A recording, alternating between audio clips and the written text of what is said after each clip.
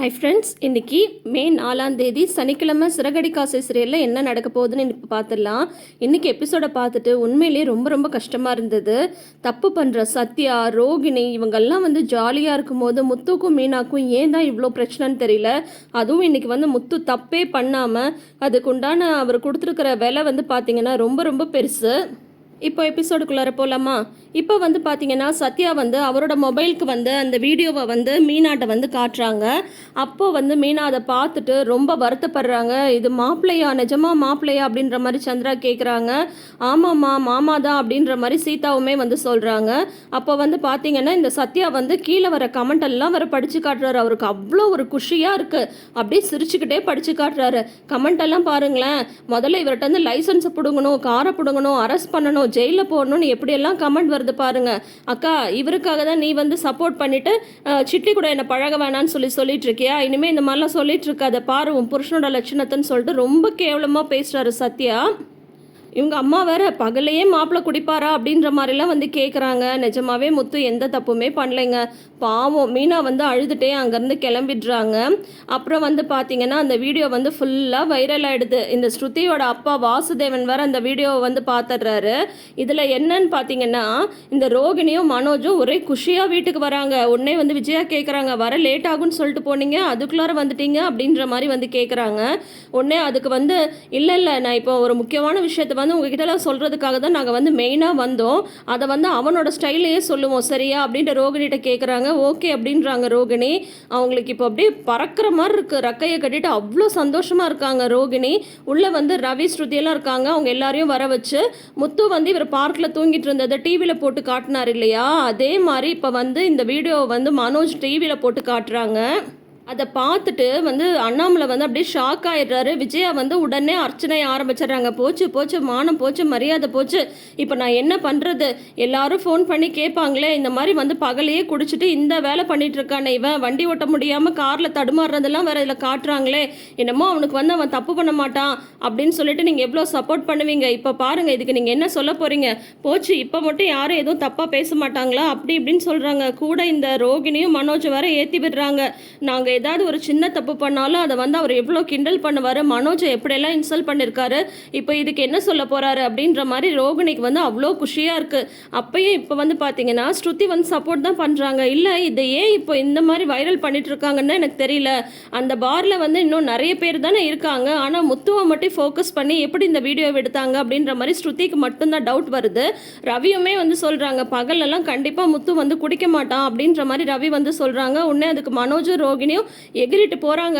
நீ பாத்தியா, அவன் குடிச்சிட்டு வந்ததுனால தானே இந்த வீடியோவே வைரலாக இருக்குது, காரில் ஏற முடியாமல் ஏறான் பாரு அப்படின்ற மாதிரி உடனே இந்த மனோஜும் ரோகிணியும் வேற 30 லட்சம் ரூபாய் அப்படியே முழுசாக முழுங்கிட்டு இவங்க பார்த்தீங்கன்னா தப்பே பண்ணாத முத்து இப்போ மாட்டிட்டு முழிச்சிட்ருக்காரு பாவம். இவங்க பார்த்தீங்கன்னா ஜாலியாக அந்த வீடியோவை போட்டு காட்டி இஷ்டத்துக்கு பேசிகிட்டு இருக்காங்க. மனோஜும் ரோகிணியும் கூட சேர்ந்து இந்த விஜயா ஆட்டம் வேற தாங்கல. போச்சு போச்சு, சம்மந்திங்களுக்கு தெரிஞ்சால் என்ன ஆகுறது?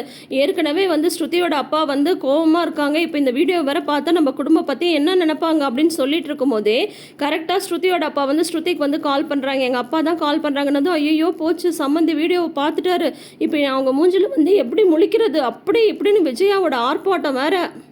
ஆனால் ஸ்ருதி ஃபோனில் பொறுமையாக பேசுகிறாங்க. அதெல்லாம் ஒன்றும் இல்லைச்சா, இப்போ நீங்கள் ஏன் இதை பற்றி கேட்டுட்ருக்கீங்க, நீங்கள் வைங்க அப்படின்ற மாதிரி ஸ்ருதி சொல்லிடுறாங்க. இந்த வாசுதேவன் அவங்க ஒய்ஃபுக்கு கால் பண்ணி பால் பாயாசம்லாம் செய்ய சொல்கிறாங்க. இன்றைக்கி ஒரு சந்தோஷமான விஷயம் நடந்திருக்கு, இதை கண்டிப்பாக கொண்டாடியே ஆகணும், உனக்கு நான் ஒரு வீடியோ அனுப்பியிருக்கேன், நீ அதை பாரு அப்படின்ற மாதிரி அவங்க ஒய்ஃப் கிட்ட சொல்கிறாங்க.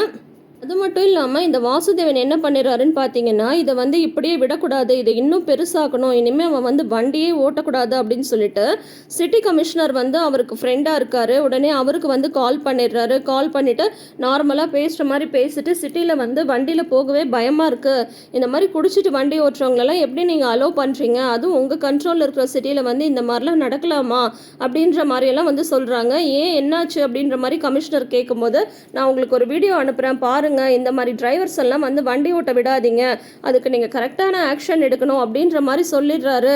உடனே கமிஷனர் வந்து அந்த வீடியோவை பார்த்துட்டு டிராஃபிக் போலீஸ்க்கு வந்து கால் பண்ணி, இந்த மாதிரி வந்து குடிச்சிட்டு வண்டி ஓட்டுறவங்களெல்லாம் எப்படி நீங்கள் வந்து வண்டி ஓட்ட அலோவ் பண்ணுறீங்க, முதல்ல வந்து அந்த டிரைவரை பிடிச்சி லைசன்ஸை கேன்சல் பண்ணிவிட்டு காரை சீஸ் பண்ணிடுங்கன்னு சொல்லிடுறாங்கங்க. பாவம் முத்து இதில் வந்து பார்த்தீங்கன்னா, முத்து வண்டியில் சவாரி வந்துட்டுருக்கிறவங்க வந்து அந்த வீடியோவை பார்த்துட்டு பாதிலேயே இறங்கிடுறாங்க. அதுக்கப்புறம் புக் ஆகிற ஒவ்வொரு சவாரியும் வந்து பார்த்தீங்கன்னா வீடியோ பார்த்துட்டு கேன்சல் பண்ணிடுறாங்க. முத்துக்கு என்ன விஷயம்னே புரியல. ஏன் இந்த மாதிரி கேன்சல் பண்ணுறாங்க அப்படின்ற விஷயமே முத்துக்கு வந்து சுத்தமாக புரியவே இல்லை. அதுக்கப்புறம் பார்த்தீங்கன்னா முத்து வந்து காரில் வந்துட்டுருக்காங்க. டிராஃபிக் போலீஸ் வந்து மடக்கி பிடிச்சிடுறாங்க. மடக்கி பிடிச்சிட்டு முதல்ல இறங்கு அப்படின்னு சொல்கிறாங்க. என்ன சார், என்கிட்ட பேப்பர்ஸ் எல்லாமே இருக்குது சார் அப்படின்னதும், ஆள் சரியில்லாமல் பேப்பர்ஸ் கரெக்டாக இருந்து என்ன பண்ணுறது, முதல்ல வந்து கார் சாவியை கூட அப்படின்னு கார் சாவியை பிடிங்கிடுறாங்க, லைசன்ஸை பிடிங்கிடுறாங்க. சார் சார் சார் நான் என்ன சார் பண்ணேன் அப்படின்ற மாதிரி வந்து கேட்குறாங்க. குடிச்சிட்டு வண்டி ஓட்டினது மட்டும் இல்லாமல் வந்து சட்டம் பேசுறியா அப்படின்ற மாதிரி வந்து சொல்கிறாங்க. குடிச்சேனா சார், நான் குடிக்கவே இல்லை சார், நீங்கள் வேணால் அந்த மிஷின் வச்சு நீங்கள் டெஸ்ட் பண்ணுங்கள் சார், நான் வேணால் ஊதி காட்டுறேன் அப்படின்றாரு முத்து. நீ உன்னோட வீடியோ தான் ஊர் ஃபுல்லாக வந்து பரவி இருக்கே, இல்லை நாங்கள் தனியாக வந்து நீ உன்னை ஊதி வேற காட்ட சொல்லணுமா, குடிச்சிட்டு வண்டி ஓட்டுறவனுக்கு இவ்வளோ திமிரா, இனிமேல் நீ எப்படி காரில் ஏறுறன்னு நாங்கள் பார்க்குறோம் அப்படின்னு சொல்கிறாங்க. முத்துக்கு அவரை சுற்றி என்ன நடக்குதுன்னே புரியல. அந்த இவர் ஜோசியம் பார்க்குறவர் என்ன சொன்னாரோ அது அப்படியே நடக்குது. தப்பே பண்ணாமல் இப்போ முத்துக்கு வந்து தண்டனை மேலே தண்டனை. அவர் வந்து கெஞ்சுறாரு பாவம். என் ஒய்ஃப் வாங்கி கொடுத்த வண்டி சார், ப்ளீஸ் சார் கொடுத்துருங்க சார் அப்படின்ற மாதிரிலாம் வந்து கெஞ்சுறாங்க. ஆனால் காரை வந்து சீஸ் பண்ணி எடுத்துகிட்டு போயிடுறாங்கங்க. அதோட தொடரும் போட்டுட்டு அடுத்த வாரம்னு காட்டுறாங்க. அப்போ வந்து அண்ணாமலை வந்து முத்துட்ட ஃபீல் பண்ணி பேசிகிட்டு இருக்காரு. என் முத்து வந்து எந்த நேரத்துலையும் தப்பு பண்ண மாட்டான், அவன் கோவப்பட்டா கூட அதில் ஒரு நியாயம் இருக்குன்னு சொல்லிட்டு இருந்தான், ஆனால் நீ வந்து என்னை தலகுனியே வச்சுட்டல அப்படின்ற மாதிரி சொல்கிறாங்க. மீனா எல்லாருமே அங்கே இருக்காங்க. முத்து வந்து சொல்கிறாரு, அப்பா நிஜமாக நான் எந்த தப்புமே பண்ணலப்பா அப்படின்னு கெஞ்சி சொல்கிறாரு. உடனே மனோஜ் வந்து, அதான் உன் வீடியோ தான் ஊர் ஃபுல்லாக பரவி இருக்கே, இதில் வந்து என்ன ட்ராமா பண்ணிட்டு இருக்கேன்னு சொன்னதும் முத்து வந்து அவரை நான் தான் எதுவும் பண்ணலன்னு சொல்கிறேன்லடா அப்படின்னு கோவமாக பேச போகிறாரு மனோஜ்கிட்ட. உடனே அண்ணாமலை வந்து முத்துவை அடிக்க போயிடுறாரு. அதை பார்த்துட்டு எல்லாருமே கொஞ்சம் வந்து ஷாக் ஆயிடுறாங்க. இந்த மாதிரியான ஒரு ப்ரமோவோட இந்த வாரத்துக்கான எபிசோட்ஸ் எல்லாத்தையும் முடிச்சிருக்காங்க. இனி அடுத்த வாரம் என்ன நடக்க போகுது, இது சிட்டியோட வேலை தான் அப்படின்றது தெரிஞ்சிருதா, முத்துவோட கார் வந்து அவரோட கைக்கு திரும்ப கிடைக்குதா, இது எல்லாத்துக்கும் முன்னாடி 30 லட்ச ரூபாய் பணத்தை அப்படியே முழுசாக முழுங்கிட்டு உட்காந்துட்டு இருக்காங்கல்ல, அவங்களோட வெளிச்சம் எப்போ தான் வெளியில் வரும்னே தெரியல. இப்போ ஏன் தான் இவங்களுக்கு இவ்வளோ கஷ்டன்றதும் நம்மளுக்கு வந்து புரியல. ஸோ இந்த சிக்கல்ல இருந்தெல்லாம் முத்துவும் மீனாவும் எப்படி வெளியில் வர போகிறாங்க, வெயிட் பண்ணி பார்க்கலாம். தொடர்ந்து வீடியோஸ்க்கு நம்ம சேனலை இப்பயே சப்ஸ்கிரைப் பண்ணி வச்சுக்கோங்க. பக்கத்தில் இருக்கிற நோட்டிஃபிகேஷன் பெல் ஐக்கான்லேயும் ஆல் சிம்பிள் கிளிக் பண்ணிக்கோங்க. நம்ம சேனலுக்கு பல சிக்கல் வந்த போதும் தொடர்ந்து நம்ம வீடியோஸ் போடுறதுக்கு காரணமே உங்களோட சப்போர்ட் தான். ஸோ உங்களோட சப்போர்ட் வந்து என்றைக்குமே நம்ம சேனலுக்கு இருக்கணுன்றதை நான் ஒரு ரிக்வெஸ்ட்டாக இப்போ கேட்டுக்கிறேன். தேங்க்யூ.